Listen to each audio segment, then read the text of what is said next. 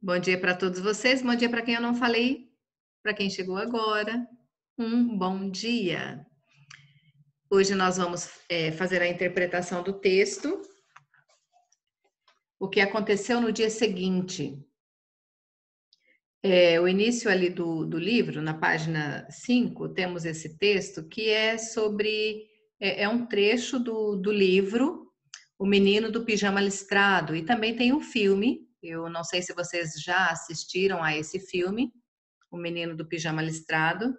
E nesse capítulo fala sobre a amizade, né? Sobre a amizade e o quanto é essencial na nossa vida nós termos amigos, amigos que estão conosco em todo o tempo, né? Não aqueles amigos apenas interesseiros, mas amigos verdadeiros que estão com você em todo o tempo, né? Então ali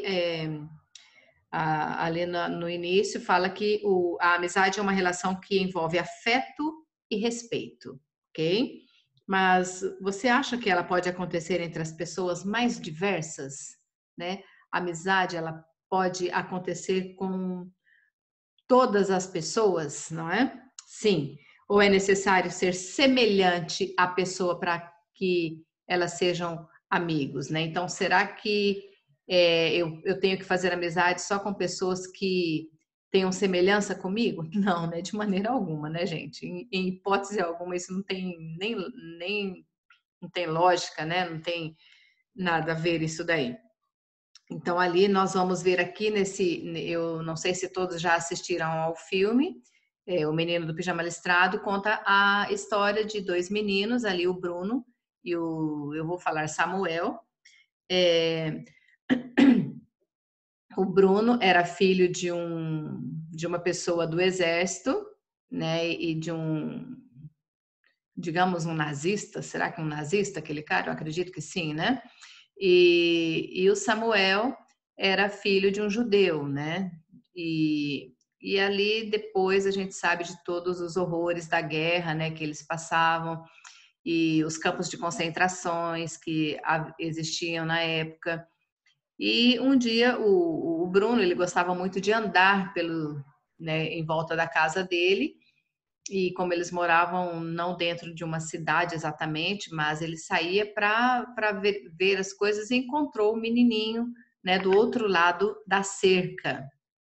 E ali do outro lado da cerca, ele começou a conversar com esse menininho e começou uma amizade entre eles. Então ele percebia o menininho pálido, né, sujinho, né, a roupinha dele toda suja, e o Bruno sempre melhorzinho, mais bonitinho, né, mais arrumadinho, de sapato, todo outro menininho descalço.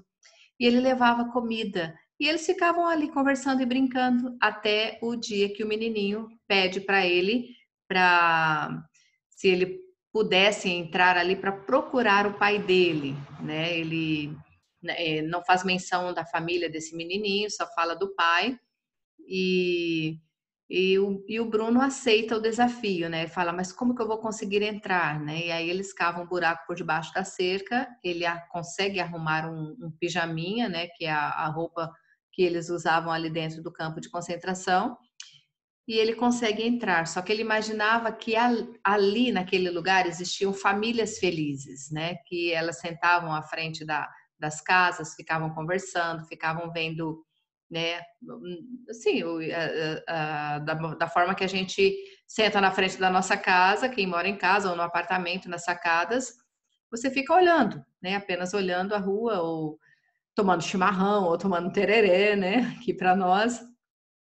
E ele imaginava assim tudo isso, mas ele vê que não é nada daquilo que ele imagina, né? Então, aí até do final, não sei se vocês já assistiram ao filme, e o final que acontece, né? Não é bom, é um final bastante triste.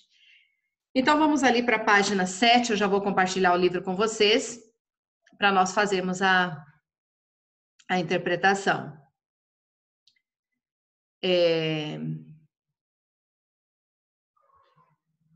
Aqui nessa página, só um minutinho, deixa eu só arrumá-la. Vou jogar aqui. Nessa primeira questão aqui, O trecho que você leu é antecedido pelo seguinte título: O que aconteceu no dia seguinte?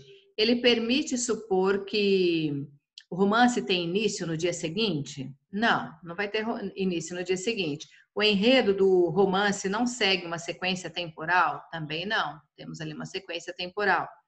Outros acontecimentos antecederam o que será narrado após o título?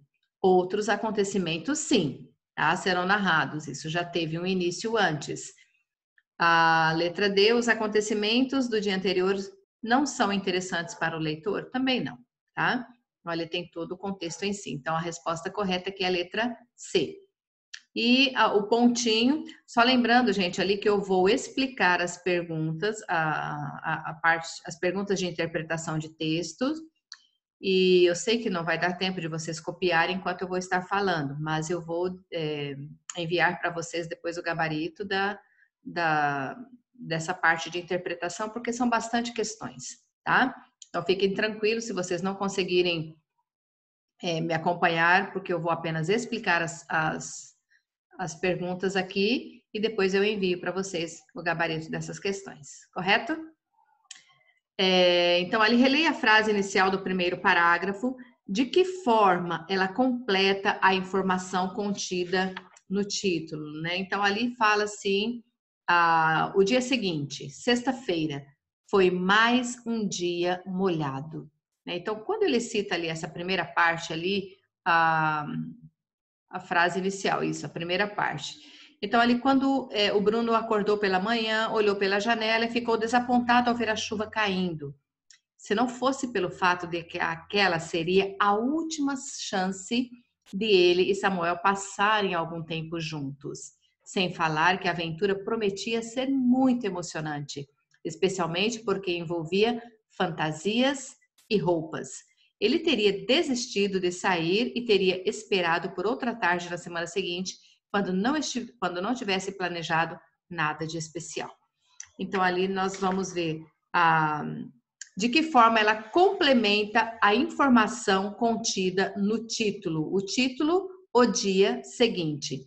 Então, ali nessa frase inicial, ela mostra que o dia seguinte é uma sexta-feira chuvosa e, além disso, permite supor que o dia anterior ao que será narrado, né, nessa história que vocês já leram, né, havia também sido uma quinta-feira chuvosa, tá? Também bastante chuvosa. Então, o que antecede a isso, né, o outro dia, no dia seguinte, que era uma sexta-feira chuvosa, mostra que a quinta-feira também tenha sido chuvosa, ok? Tenha sido de muita chuva. Agora, aqui na número 2, sobre as personagens principais da narrativa, vamos responder ao que estão pedindo ali. No trecho lido, aparecem duas personagens principais, que é o Bruno e o Samuel. Escreva a seguir algumas características de cada um dos garotos que demonstrem as diferenças entre eles. Então, aqui nós temos algumas sugestões de respostas, tá? Não quer dizer, eu acredito que vocês já tenham feito a interpretação, porque eu já pedi como aula programada, tá? Eu pedi de aula programada isso daqui. Então, ali eu vou falar algumas, não quer dizer que tenha que ser iguaizinhas às que eu coloquei, certo? Então, aqui, já temos alguns exemplos. O Bruno, ele usa roupa comum e limpa, e o Samuel usa um pijama listrado sujo. Então, o Bruno, ele precisa dar explicações à mãe ao sair de casa. E o Samuel, ele perdera o pai, né? E não faz menção nenhuma no texto sobre a família dele, se ele tinha mais alguém, tá? E o Bruno, ele sempre usa aquelas botinhas, né? Os sapatos dele. O Samuel, ele anda sempre descalço. O Bruno, ele não era um menino magro nem pálido. O Samuel já era magro e pálido. O Bruno levava comida de presente para o amigo, né? E o Samuel, ele vivia em condições difíceis, quase não tinha comida para comer, ok? Então, essas são algumas características que foram colocadas aqui. Agora aqui a letra B. As características anteriores ressaltam as diferenças entre as realidades dos dois garotos. Na narrativa, há um elemento que simboliza divisão e que reforça que os dois meninos vivem em realidades diferentes uma da outra. Que elemento é esse, né? Então, na narrativa, a cerca é esse elemento simbólico que aparece ali. Um elemento que simboliza uma divisão. Aquela cerca, um sentado para o lado de dentro da cerca e outro para o lado de fora, né? Então, ali a cerca é um elemento simbólico que reforça a diferença entre as realidades vivenciadas pelos dois garotos. Ok?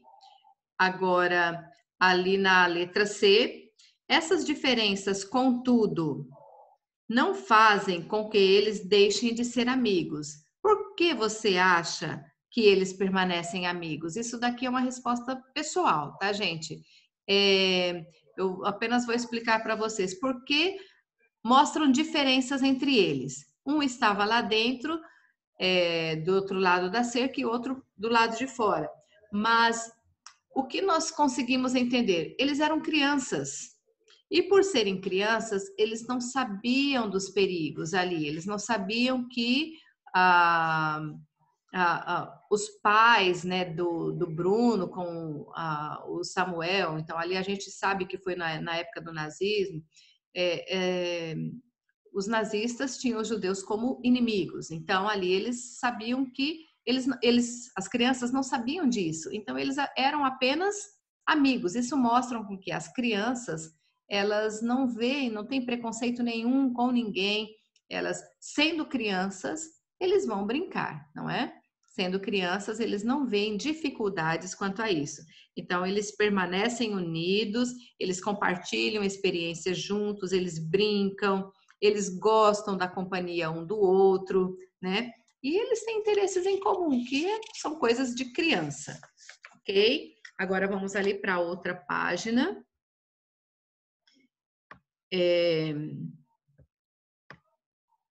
Nesse pontinho ali da número 2, também é uma resposta pessoal. Ali fala em sua opinião, na sua opinião, se eles fossem adultos, essas diferenças poderiam afastá-los? Por quê? Se eles fossem adultos, eles saberiam dos perigos que eles corriam, eles saberiam que as dificuldades, né, podemos dizer assim, por serem inimigos, né? Porque você já, não sei se vocês já estudaram sobre, né, sobre os judeus e os nazistas e o quanto eles tinham os judeus como povo que eram inimigos deles. Então ali eles saberiam dessas diferenças. Poderiam até continuar como sendo amigos, né, escondidos, mas um querendo ajudar o outro, mas eles poderiam falar das dificuldades, eles poderiam falar aquilo que eles estavam vivendo, ok? Então, e poderiam afastá-los também, eles poderiam ver de uma outra forma. Agora aqui na número 3, no início do trecho lido, Bruno fica em dúvida quanto à ideia de sair de casa. O que fez com que ele pensasse em não visitar o seu amigo? Então, como nós lemos ali o primeiro parágrafo do texto, ele diz ali que essa era a última chance de ele e do Samuel passarem algum tempo juntos, né? Então, de acordo com o que eles haviam planejado, né, aquele dia ele prometia ser muito emocionante. Só que o Bruno imaginou que ele conseguiria sair de lá de dentro. Ele iria lá, dava uma procurada, olhava e depois ele voltava, né, pelo mesmo lugar por onde ele entrou, ali debaixo da cerca, vestiria as roupinhas dele e iria embora. Mas sabemos que não foi isso que aconteceu, tá? Então, o que fez com que ele pensasse em não visitar o seu amigo? Devido à chuva, estava chovendo muito forte também, não é? Então, mas ele falou, era a última chance de eu estar ali vendo ele. E aí, por isso, né, ele acabou indo. Afinal, por que Bruno não desistiu de sair de casa naquela tarde? Desculpa, gente, eu li errado ali. Desculpa, eu expliquei essa resposta aqui, tá? É a primeira aqui, ó. O que fez com que ele pensasse em não visitar o seu amigo? Porque estava chovendo muito forte. Eu dei a resposta dessa daqui para essa primeira, certo? eu li essa daqui e respondi a letra B. Me perdoem. Então, aqui a letra A é devido à forte chuva, por isso que ele não foi. Agora sim, porque Bruno não desistiu de sair de casa naquela tarde. Ali sim podemos dizer que era a última chance de ele e Samuel passarem um tempo juntos, certo? Né? E eles imaginavam que seria um dia bastante emocionante ali dentro. Então, essa letra A devido às fortes chuvas. Agora aqui na número 4, por que Samuel precisava da ajuda de Bruno? A principal motivação de Bruno ao passar para o outro lado da cerca era ajudar o Samuel? Justifique sua resposta com um trecho da narrativa. Então, aqui nós vamos copiar uma parte do texto que prove isso dali. Que o Samuel, ele precisava da ajuda do Bruno? Sim, né? Ele, de acordo com o que eles haviam conversado, sim. Então, ali, a principal motivação de Bruno ao passar para o outro lado da cerca era, sim, ajudar o Samuel? Era também, mas a curiosidade dele de conhecer o outro lado, certo? Era curiosidade. Então, ali, de acordo com o texto, vamos copiar uma parte do texto, está entre as linhas 27 e 28 do texto, que diz assim: Samuel precisava que Bruno o ajudasse a encontrar o seu pai. Bruno queria ajudar Samuel, mas sua principal motivação era a curiosidade de explorar o outro lado da cerca, como se pode observar no trecho. Embora na sua cabeça, né, na cabeça do Bruno, procurar o pai de Samuel não fosse tão importante quanto a possibilidade de explorar o mundo do outro lado da cerca. Então, ali, o que mais despertou no Bruno em ir fazer isso dali não era exatamente procurar pelo pai dele, do Samuel, mas a curiosidade de saber o que havia do outro lado da cerca, ok? Agora ali na número 5, aqui, incomodado com... Não, peraí. É isso mesmo. Número 5, letra A, gente, desculpa. Aqui. Deixa eu subir aqui um pouquinho, porque eu estou me confundindo. Isso. Agora é aqui. Incomodado com o odor desagradável do pijama que o amigo lhe dera, Bruno pergunta a Samuel quando fora lavado, né? Quando o pijama fora lavado. Ao que o garoto responde: não sei se já foi lavado. Né? Está na linha 40. O que isso revela sobre as condições de vida das pessoas do outro lado da cerca? Isso nos mostra ali que quando ele sente o odor desagradável do pijama, que eles não viviam em situações boas, né? Viviam em situações bastante precárias, né? Com pouca ou nenhuma higiene ali dentro, né? De onde eles viviam. Pois o Samuel, ele nem sequer sabia se se aquele pijaminha ali, se aquela roupa tinha sido lavado alguma vez, né? Então, isso mostra que as situações deles eram precárias e com pouca ou nenhuma higiene ali. Aqui na letra B, por que possivelmente essas pessoas usavam essas vestimentas? Tratava-se mesmo de um pijama? Então, ali a gente sabe que não era um pijama, não é? Para quem conhece toda a história, já sabe que na cabecinha dos meninos, era um pijama, mas não era um pijama, mas eram as vestimentas usadas pelos prisioneiros de guerra daquela época. Todos eles usavam as mesmas roupas, né? Não era exatamente um pijama, mas a roupa dos prisioneiros de guerra. Agora aqui, letra C.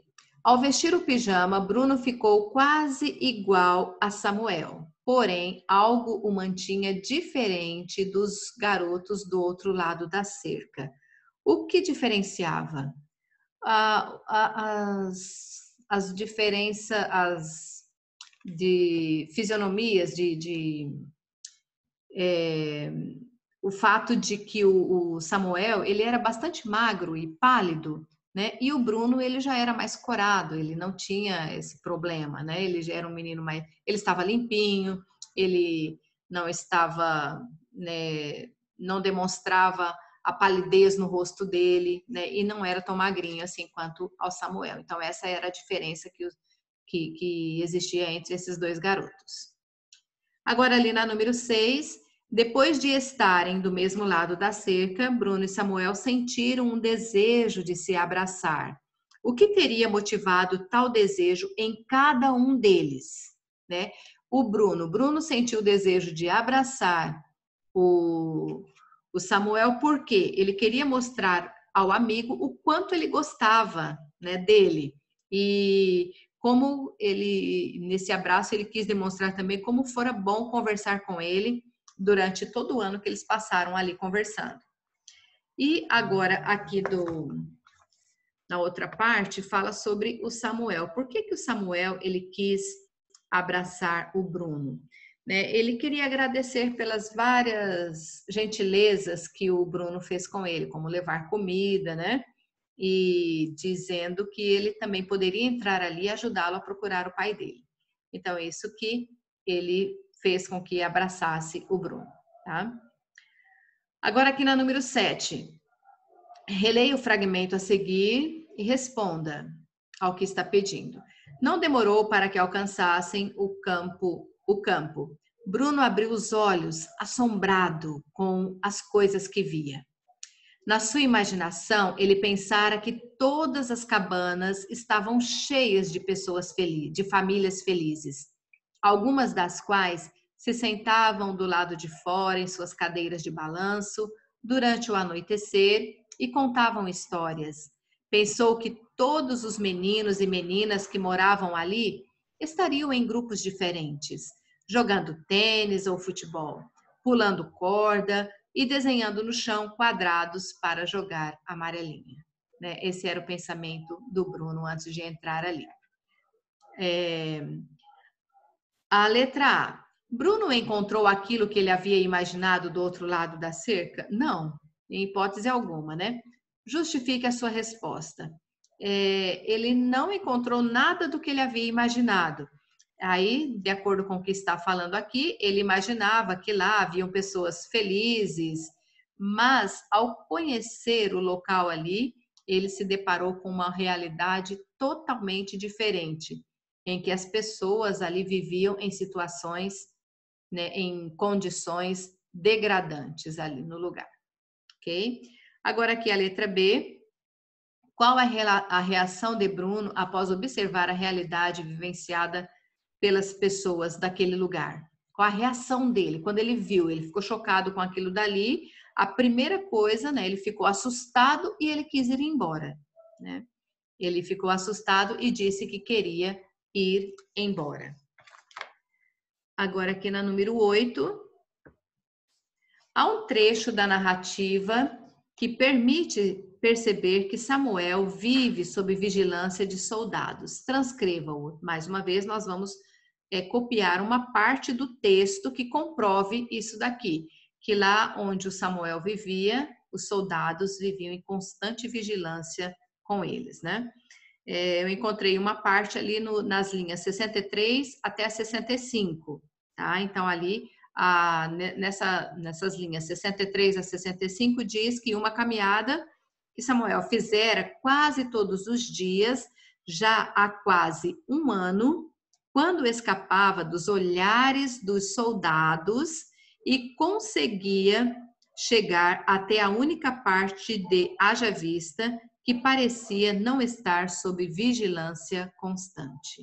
Então, essa parte aqui é uma parte que mostra que os soldados viviam de olho neles, ok? Linhas 63 e 65. Agora, aqui na número 9, vamos ler novamente outro trecho do texto.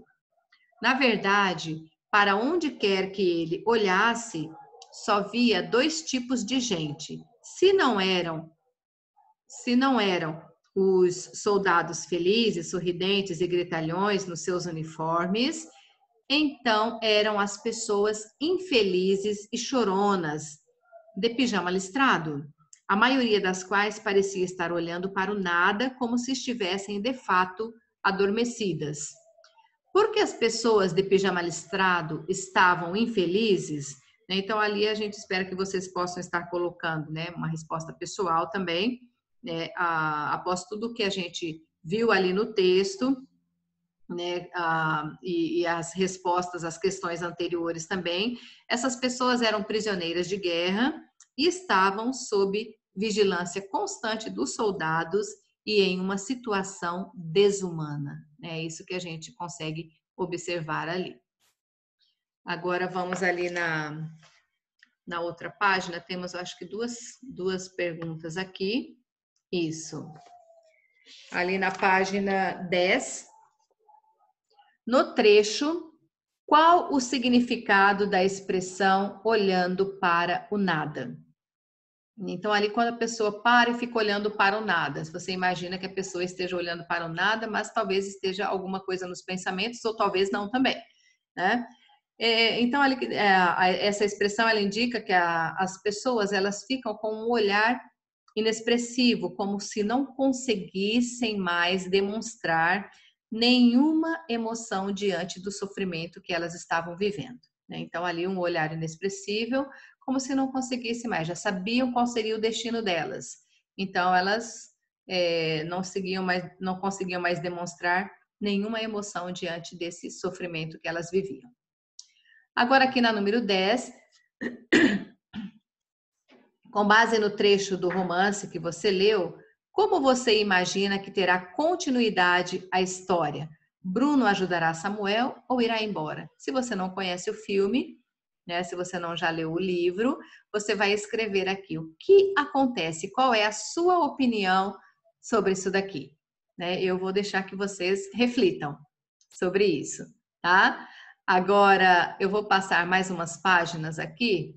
E aqui temos, né, ó, nesta sessão você lerá mais um trecho do romance O Menino do Pijama Listrado e verá como tiveram continuidade os eventos narrados no trecho 1. Então aqui vou deixar que vocês leiam, não sei se vocês já leram, né? Exatamente, Amanda, bem isso. E ainda tem aqui mais algumas perguntas, né, que fala sobre a,